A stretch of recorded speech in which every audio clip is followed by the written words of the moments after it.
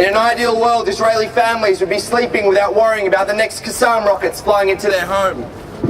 In an ideal world, Israeli children could play outside in non-concrete bomb shelter protected playgrounds. In an ideal world, Israel would exist side by side by a Palestinian government that respects its right to exist just as Israel respects theirs.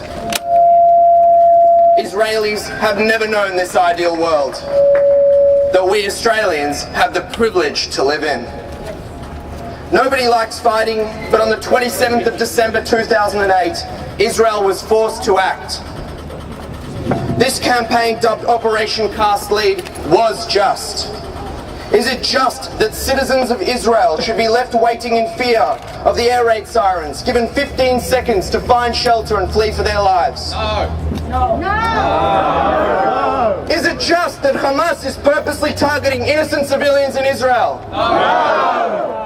Is it not just that Israel has a right to defend itself against these acts of terror? Yes. Many world leaders, community leaders, and all of us here today believe so. United States President-elect Barack Obama was quoted saying, "If somebody was sending rockets into my home where my two daughters sleep at night, I would do everything to stop that and would expect Israel to do the same." We're here today to show solidarity with the state of Israel, but we are also here to show our solidarity with the people of Gaza, because in this conflict there is only one enemy, that is Hamas.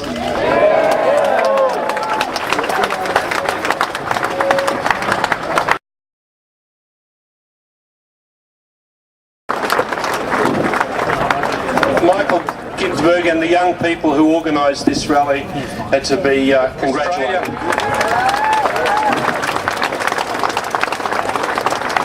Has always been a country at the United Nations that supported an independent Jewish state. We also voted for a Palestinian state at the same time. And as Michael said in his introduction, this unfortunately, as well as Israel, is being threatened by the Islamic or Islamist fanatics of Hamas, who are holding their own people hostage as much as they're holding the people of Israel hostage.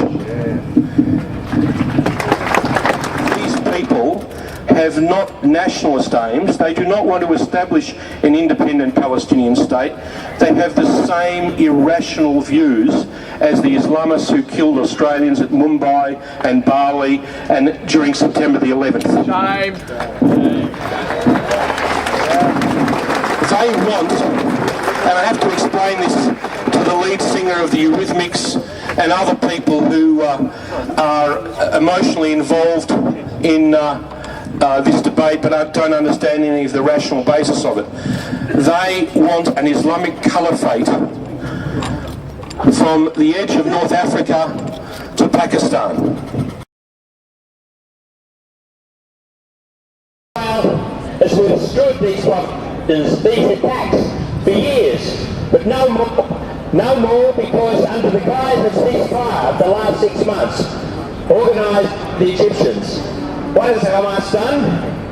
It's resupplied its arsenal, not just with primitive weapons, but with more sophisticated weapons, with the fudges from Morocco. It's not a question of a cycle of violence. When Hamas stops its rockets, The Israelis will stop. the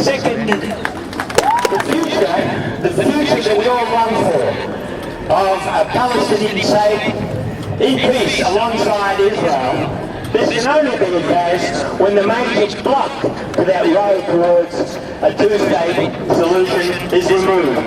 And that impediment, of course, is this fanatical Islamist Hamas regime, doing everything to scuttle the books between Israel and Abu Mazen and the Republic of Palestine. Gentlemen, it's time to bring to an end Islamist terrorism in the Middle East. It's time to bring an end to Islamist terrorism.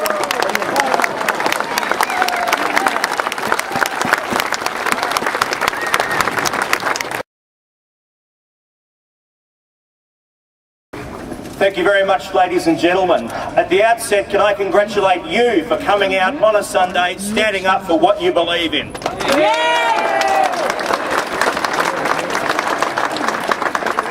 and and gentlemen, we all know, sadly, Israel is under attack. Yes. Yes. Israel isn't under attack from the Palestinian people. No. Israel isn't under attack from the Palestinian Authority. Israel is under attack from Hamas. Yes.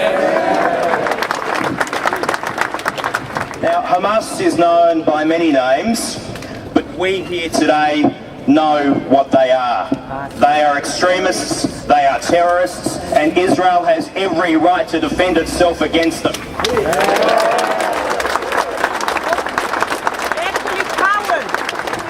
The rockets must stop.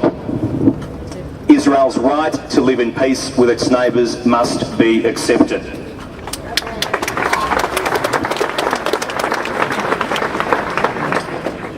Friends, Israel is a beacon of hope and liberty in the Middle East. Israel is a great and robust democracy. Israel's people are free, they always will be free, and Australia will always stand by Israel. Thank you.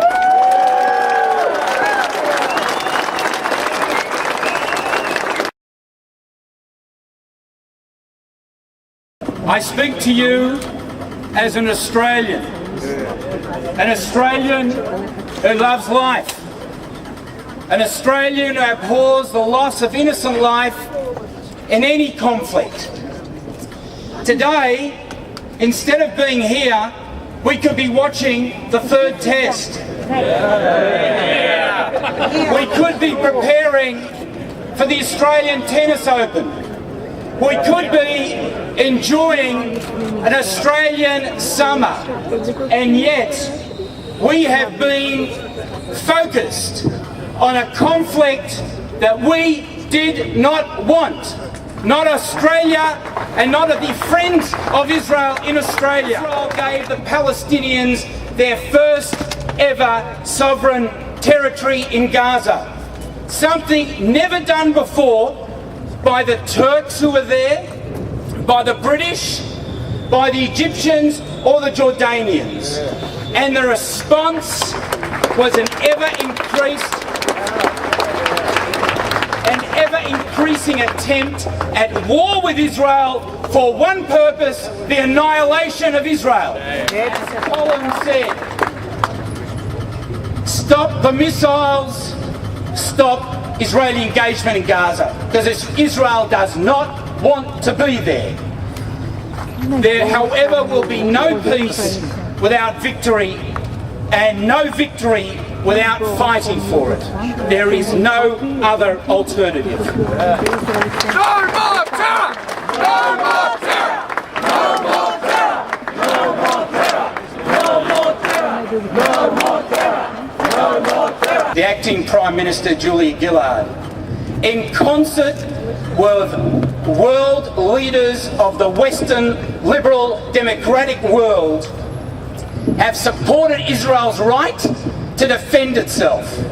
And Australia, together with those nations, must continue to support and ally Israel until a clear victory against terrorism is achieved.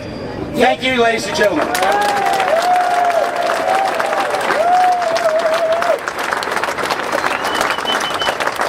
Thank you so much, Dr. Lamm. This is a moving rally, and I think our voice has been heard. This is the only rally that's happening in Australia that's showing support for Israel. And thank you very much for everybody coming today. To end, we have made it known that we support Israel's right to defend itself as a democratic country and a country that defends its citizens. And we have heard from both sides of Parliament, from Michael Danby MP to Senator Mitch Fifield and leaders of the Jewish community. To end this peaceful protest, we will hold 15 seconds of silence, to resemble the 15 seconds that Israelis have to flee for their lives before a Qassam lands on their village, and for the innocent people who have suffered in this conflict, both in Gaza and in Israel.